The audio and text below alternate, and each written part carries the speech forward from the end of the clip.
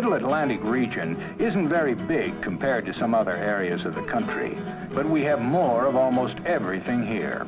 More people, more productivity, and more problems. Here we really live in a super city, stretching along the Atlantic seaboard. To understand our region, it takes a special point of view. I'm a television reporter. Most days I spend going around the city trying to find out what's going on and to illustrate it with motion picture film. Being a reporter is a splendid way to find out about this part of the country, to get some kind of overview. I cover all sorts of events out in the street, indoors, outdoors, uptown, downtown.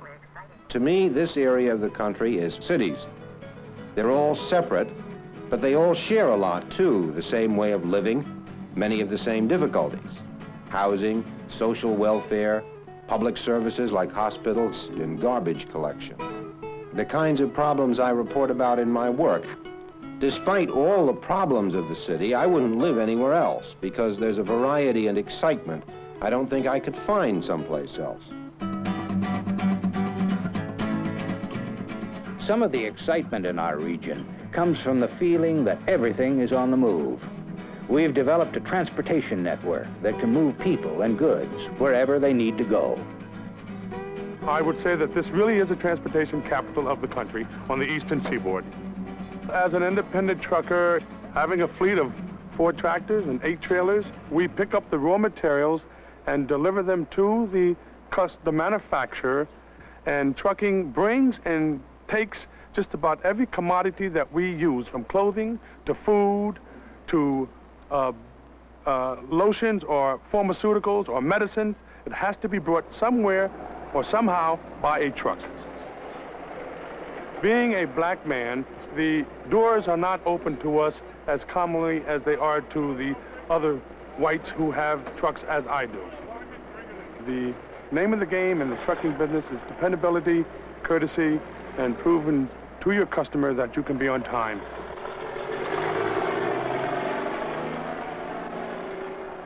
To be a businessman, you have to go to the bank and establish good credit, and if the bank thinks that you are a good risk, they will allow you to have the amount which you need, which of course is in turn keeping the business rolling and successful. Business flourishes when there's a big banking center to provide money and expertise. And here in this region, we have Wall Street, the financial heart of the country, of the world, in fact. The Middle Atlantic region acts as a magnet that attracts business people and bankers and can support a cultural community of artists and writers and musicians as well.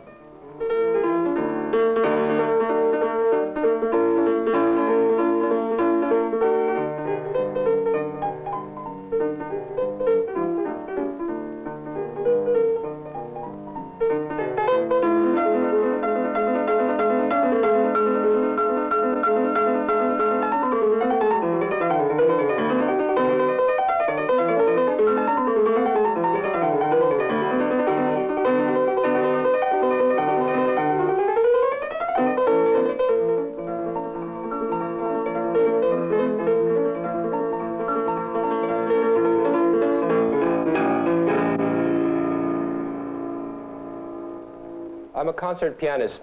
There's such a concentration of cultural life in this part of the country. There are at least 3 of the world's great orchestras. There are opera companies, ballet companies, theaters, films. It's all here. I'm from California, but I came here to study with one of the world's great teachers, and I decided to stay, and now I'm raising my family here.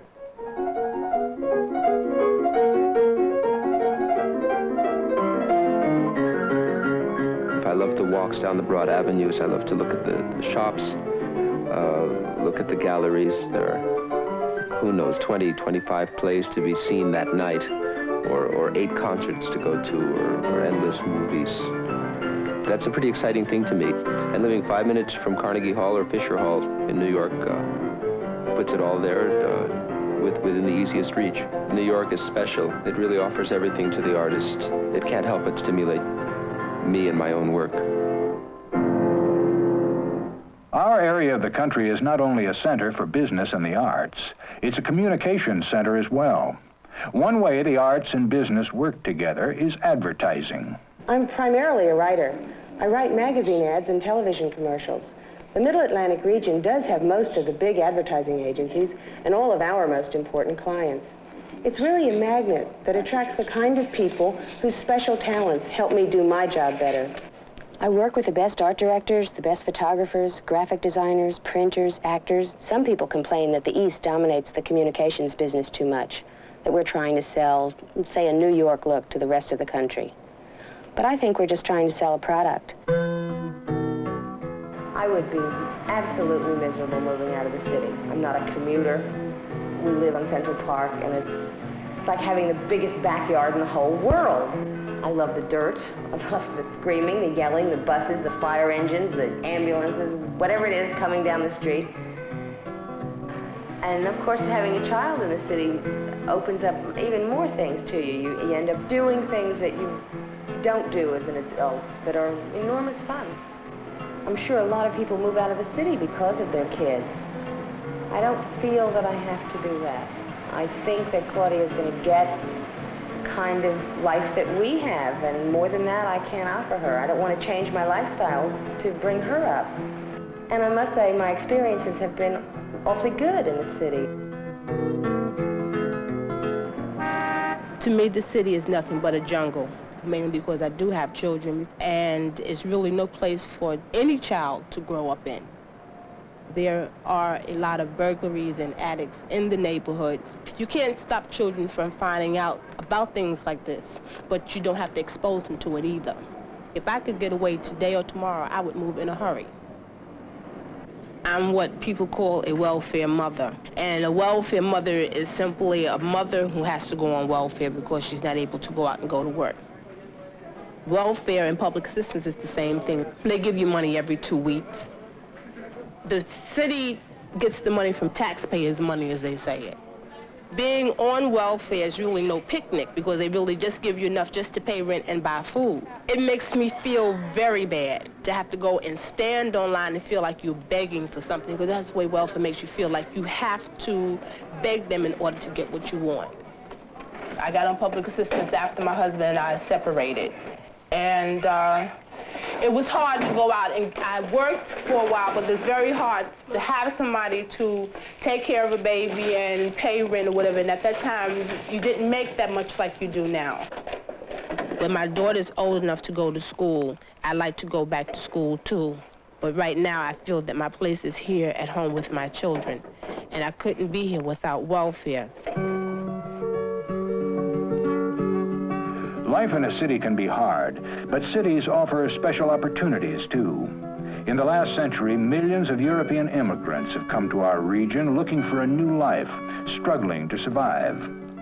One recent group has come from the islands of the Caribbean, especially Puerto Rico. This is an area of the city called El Barrio, where many Puerto Ricans come to live. Here they can speak Spanish, eat their favorite kind of food, and listen to Spanish music. To be honest, El Barrio is a slum. It is very hard to be a Puerto Rican in the city, but not like it used to be. It is against the law now to discriminate openly, but they still do it in jobs, in housing, in almost everything, but not like it used to be.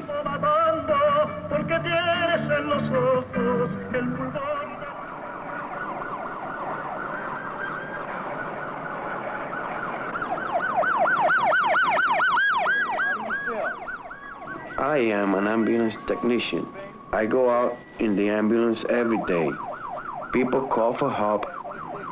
We go out and talk to them and find out what's wrong with them and give them first aid, depending on what kind of illness they have. Most of the people are poor people. They don't have nobody to take care of them. Your blood pressure is normal. Did you have any problem before? No. This is the first time? Yeah.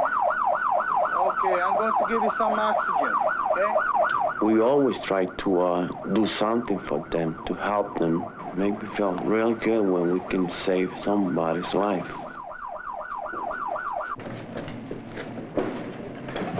A lot of these people, sometimes they call the ambulance when they really don't need an ambulance.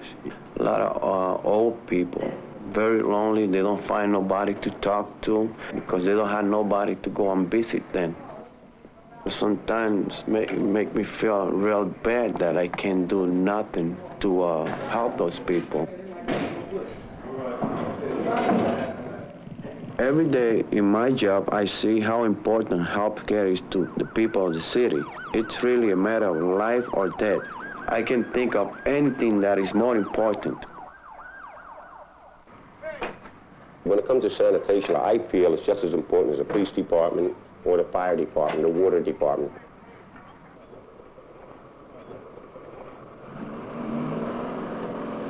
This is one of the few landfills we have left in Philadelphia, and we use this to dump bulky material. As you can see, tires, furniture, things like that. Everything is throwaway bottles, cartons, bags. Years ago, junk men would pick up this stuff and sell it. Today, nobody wants it, so we're stuck with the problem of moving everything you see out there. I'm what they call an area supervisor. I have an average of about 700 men under me. Years ago, the trash men, they were considered dirt, but today, it's a good job. The dumps are very important to the city. In fact, we're running out of landfills. We have a problem. The pollution people won't let us burn, and we're trying to get more landfills, but there just isn't any around. This is one of the last few in the city. Now, the only alternative is the strip mines upstate, which the city's working on that. There's holes in the ground there can be filled up, we can dump there for about the next 40 years. Now, if we ever lose that, we have a problem. If there wasn't sanitation, you could just imagine yourself what would happen. It's a health hazard, you'd have disease, you'd have trash all over the place. To me, I think it's the most important thing around, and it's never going to slow down.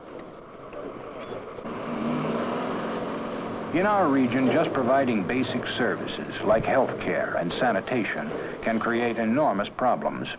Sometimes our cities just can't keep up. Housing begins to deteriorate, crime rates go up, and everything becomes more expensive. As a result, many people who can afford it have left the older cities of our region to move to surrounding areas. A lot of people have left the older cities to move out into what used to be the countryside. Here, we're seeing new cities growing up between the older ones. I work for a company that builds a lot of housing, and we're noticing the difference. We're not building many single-family homes anymore. We're building garden apartments and 8- and 9-story buildings out here in what used to be called the suburbs. And most of the people who will live here will not be commuting to work in the city. They'll be working all around here. We also build industrial parks to accommodate the new businesses that have moved out here. Theaters have begun to move out. Universities have begun to be developed. Now White Plains, for instance, has, 12 department stores. People, less and less, are dependent upon the big city. I left Brooklyn when I was 16 to go to college, and I haven't returned. But I still have the sense of a city as New York. But to my children and to the kids who have been born in suburbia since the early 1950s, their city is a very large area where you move around by car. There's no way that the suburbs or rural America is ever going to duplicate the kind of lifestyle that's in the city. In fact, I think things are much better in the city now than they were 10, 15 years ago. And things are not as good in the suburbs as they were 10 or 15 years ago, mainly because there are more people out there, causing more of a drain on the facilities out there. I live in the city, frankly, because I like the city. I've lived in the city all my life. Philadelphia has not remained stagnant. Generally, cities go through a number of stages. The first one is growth, then there's stagnation, and finally decline. And during the 1950s, and even a little bit after the Second World War, in the middle 1940s, Philadelphia started to plan. Someone has to look at the downtown. Someone has to look at the schools. We can relate to the old. You can point to something that's contemporary as well.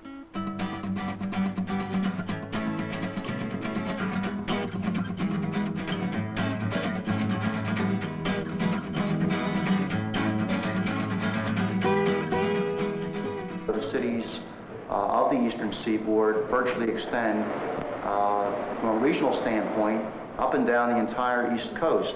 Certainly, scientists and planners like to use the term megalopolis, and we, I guess, have a megalopolis today. Our region is becoming more interconnected. Our cities reach out toward each other, and we're still building highways and housing tracts to bring us even closer together. Since we all depend on each other and we share so many of the same problems, we're going to have to keep working together to survive. Problems like transportation, problems of sewage, those kind of problems are not just city problems. Those kind of things are regional. We don't have a mask at the city line or a screen that prevents air pollution either coming in or going out from the city. So there are growing concern, a lot more of regional problems. But you really have to remember you're dealing with lives and people.